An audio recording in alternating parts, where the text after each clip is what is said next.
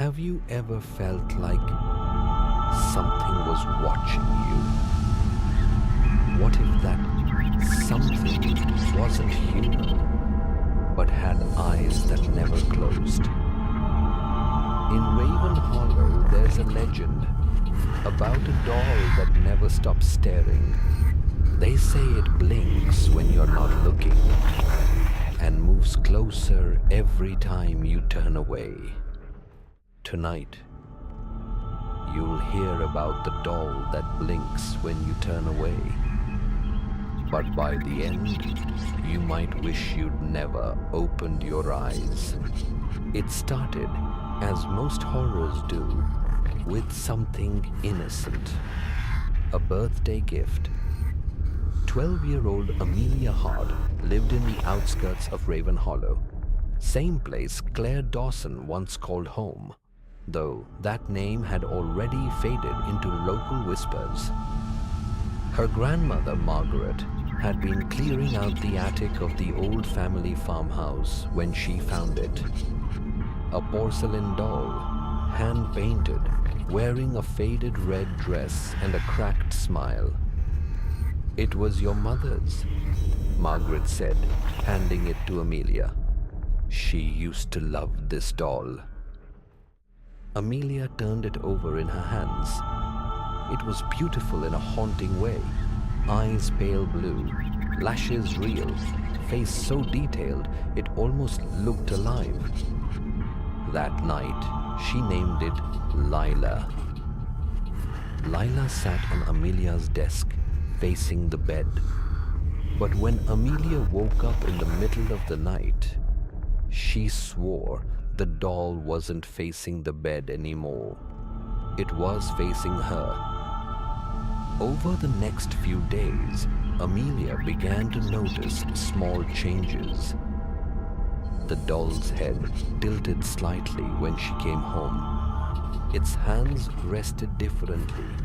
Sometimes the red ribbon in its hair was tied the wrong way. She laughed it off. Maybe her little brother Sam was playing tricks again. But one night, while finishing her homework, Amelia felt something. A prickle on her neck, like she was being watched. She turned to look. The doll was staring straight at her. She blinked, and so did the doll. It was subtle, a faint flicker, but she saw it. Her heart froze. She rubbed her eyes. Maybe it was a reflection, a trick of light. But when she turned away, she heard it. A faint creak. The sound of porcelain moving. Amelia turned back quickly. The doll's head was now turned slightly toward the window. 3 nights later, it got worse. Amelia was alone, her grandmother asleep, her brother at a friend's house. Rain fell hard outside. Thunder cracked. She was drifting to sleep when she heard it. The clack of porcelain feet on the wooden floor. Slow, deliberate. She opened her eyes and saw nothing. The desk was empty. She sat up. Her heart pounded. Lightning flashed. And in that instant, she saw it. The doll was standing at the foot of her bed. When she screamed, the thunder drowned her out. By the time her grandmother came running, Lila was back on the desk, perfectly still. "Bad dream," Margaret said. But the next morning, Amelia found small, muddy footprints on the floorboards, shaped like tiny shoes. Determined to find answers, Amelia searched the attic. Boxes, old trunks, family photos. Finally, she found a faded envelope. Inside, a photograph of a mother holding the same doll. On the back, in trembling handwriting, "Never let her out of your sight. Never let her blink." There was more. A newspaper clipping from 1978. Headline, "Local girl found dead, doll missing from scene." It was a mother's sister, Amelia's aunt, dead at 13.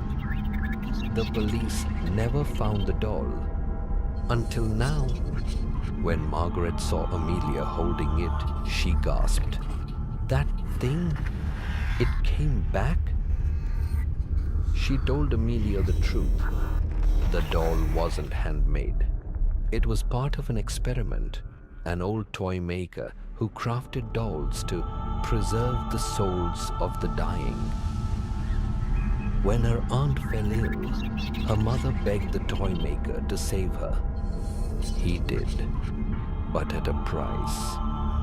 The doll carried her soul, and sometimes wanted company. Amelia tried to burn the doll that night, but it wouldn't burn.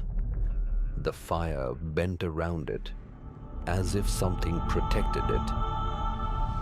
Desperate, she threw it down the well behind the house. She heard a faint giggle as it sank, then silence. Days passed.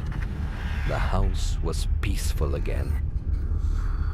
Until one evening, Amelia's grandmother came into her room, trembling. "Sweetheart," she whispered, "why did you put the doll back on the desk?"